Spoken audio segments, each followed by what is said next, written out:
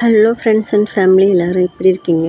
இன்றைக்கி நம்ம தொட்டி தான் கழுவ போகிறோம். தொட்டி பார்த்தா ரொம்ப பாசமாகிடுச்சு. சின்ன தொட்டி, மேல் தொட்டி கொஞ்சம் மேலே மூடி போட்டிருக்கிறதால கொஞ்சம் நல்லா க்ளீனாக இருக்கும். அதிகமாக பாசம் பிடிக்காது.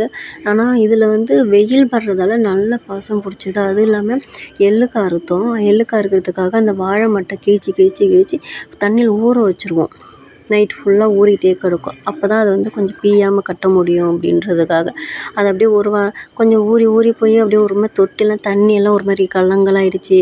அதுக்கப்புறம் தொட்டியே ரொம்ப பாசம் பிடிச்சி போய் ஒரு மாதிரி ரொம்ப அழுக்காயிடுச்சு. தண்ணியே சுத்தமாக நல்லா கருப்பாயிடுச்சு. யூஸும் பண்ணவே இல்லை ஒரு வாரமாக. அதனால் சரி தொட்டி கழுவி விடலாம் அப்படின்னு சொல்லிட்டு நைட்டே ப்ளீச்சிங் பவுட்ரு போட்டு ஊற வச்சுட்டேன் தொட்டி. ஆனால் தொட்டி தண்ணி பாதி தான் இருந்ததால் அப்படியே பாதி தான் கொஞ்சம் பாசெல்லாம் வெளில வந்திருக்கு பாருங்கள். மேலெல்லாம் அப்படியே பாசம் அப்படியே இருக்குது. தண்ணி ஃபுல்லாக திறந்து விடாமல் நான் மட்டும் அப்படியே போட்டுவிட்டு வந்துட்டேன். அதுக்கப்புறம் சரி இப்போதைக்கு கொஞ்சம் பரவாயில்ல அப்படின்னு சொல்லிட்டு கழுவலாம் அப்படின்னு சொல்லி, ஏன்னா சுத்தமாக தண்ணியே இல்லை தொட்டியில்.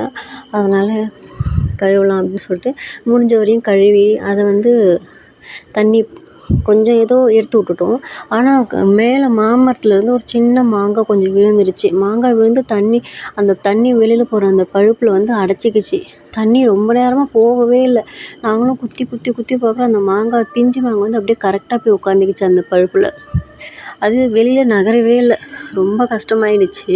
அதுக்கப்புறம் ஒரு வழியாக அந்த ஆணி கொஞ்சம் அந்த பழுப்புக்குள்ளே போகிற மாதிரி ஆணி எடுத்து வச்சு கல்லால் தட்டி அப்புறம் வெளியில் வந்துருச்சு. பாருங்க, தண்ணி வெளியில் போகவே இல்லை. அப்படியே நின்றுட்டு இருந்து குச்சி விட்டு பார்க்குறேன். அந்த விளக்குமாறு குச்சி விட்டு பார்க்குறேன்.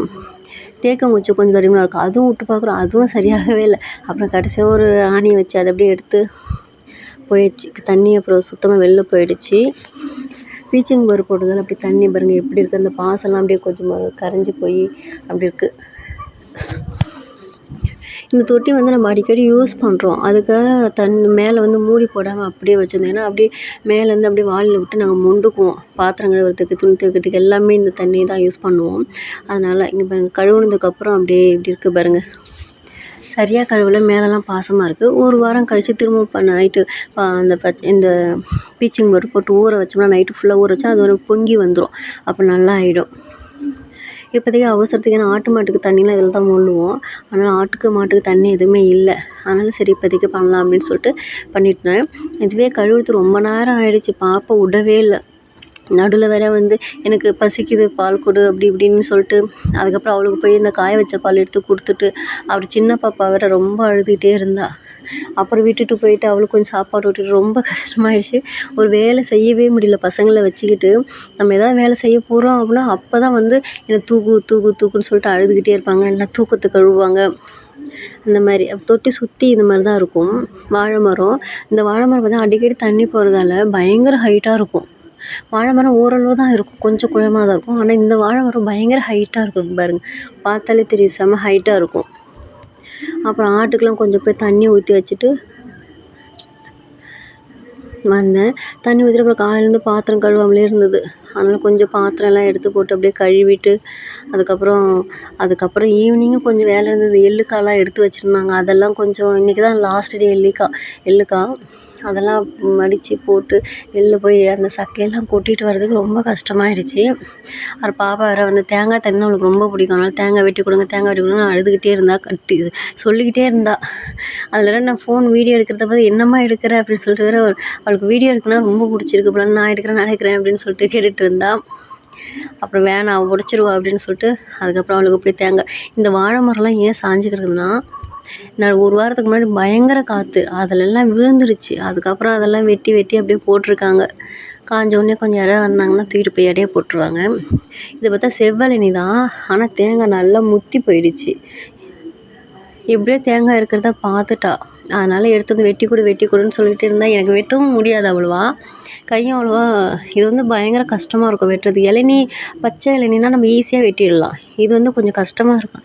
அப்புறம் கஷ்டப்பட்டு அதை வெட்டி அவளுக்கு தண்ணி பார்த்தா அரை கிளாஸ் தண்ணி விட ஒரு 1/4 கிளாஸ் தான் வந்துச்சு அந்த தண்ணி. அவளுக்கு தேங்காய் தண்ணி ரொம்ப பிடிக்கும். அதனால பாருங்கள், வெட்டவே முடியல, ரொம்ப ஹார்டாக இருந்தது. யாரும் இல்லை பக்கத்தில், யாரும் இல்லை கூப்பிட்டு வெட்டி தர்றதுக்கு. சரி பாப்பா கேட்டுட்டாளே அப்படின்னு சொல்லிட்டு அதை கஷ்டப்பட்டு வெட்டி கொடுத்தேன். ஒரு சைடு தான் வெட்டினேன், சுற்றியும் வெட்டலை. ஒரு சைடு வெட்டி அப்படியே ஓட்டை போட்டு அப்படியே அதுலேருந்து தண்ணி ஊற்றி கிளாஸில் கொடுத்துட்டேன். ஏன்னா சுத்திரும் வெட்டினா ரொம்ப கை வலிக்க ஆரம்பிச்சிரும் போல இருக்குது, அந்தளவுக்கு இருந்தது. ஏன்னா இதெல்லாம் இந்த முத்தி பண்ண தேங்காய்லாம் மம்டியால் தான் உரிக்கணும். அப்படிலாம் தேங்காய் வெட்டுறதுக்குன்னு ஒரு தனியாக வருது கோடார் மாதிரி ஒன்று இருக்கும், அதில் உரிச்சா தான் கரெக்டாக இருக்கும். இது கொடுவாகனா கஷ்டமாக இருக்கும் உரிக்கிறதுக்கு.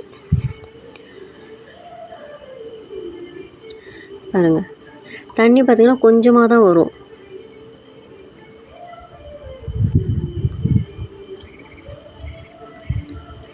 தேங்காயும் ஒரு மாதிரி சின்ன தேங்காய் தான், இவ்வளோ தான் தண்ணி இருந்தது. ஆனால் தண்ணி வந்து ரொம்ப தித்திப்பாக இருந்தது இதில். ஏன்னா முத்தி போனது நல்லா தித்திப்பாக சூப்பராக இருந்தது தண்ணி. அப்புறம் தேங்காய் உரிச்சு குடிச்சிட்டு அதுக்கப்புறம் சாயந்தரமாக பார்த்தா அந்த படத்தெல்லாம் மடிக்கணும்னு சொல்லிட்டு இருந்தாங்க. அந்த படத்தை மடிக்கிறதுக்கு பசங்க விடவே இல்லை. நான் மடிக்கிறேன் அப்படின்னு சொல்லிட்டு பெரிய பாப்பா பாருங்க எப்படி மடிச்சிட்ருக்கா பாருங்க. அவங்க வந்து வேலை செய்ய விட மாட்டாங்க. வேலை செய்ய ஆரம்பித்தா நான் செய்கிறேன்னு சொல்லிட்டு நம்ம செய்கிறத அப்படியே பார்த்துட்டு கரெக்டாக செய்வாங்க. அந்த அளவுக்கு சின்ன பாப்பாவும் அதில் ஓடி போய் அப்படியே விளையாண்டுட்டு ரெண்டுங்க பாருங்க, ரெண்டும் வேலை செய்ய விடவே விடாது. அப்புறம் அவளே மடித்து அவளே தூக்கிட்டு போய் அங்கே வச்சுட்டா ஒரு வழியாக. ஏன்னா வேலை சின்ன வயசில் நல்லா செய்வா அவள். ஓகே கைஸ், இந்த வீடியோ பிடிச்சிருந்தா ஷேர் பண்ணுங்கள், லைக் பண்ணுங்கள், சப்ஸ்கிரைப் பண்ணுங்கள். விளையாடிக்கிட்டே இருக்காங்க, ஒரு வேலை செய்ய விட மாட்டாங்க.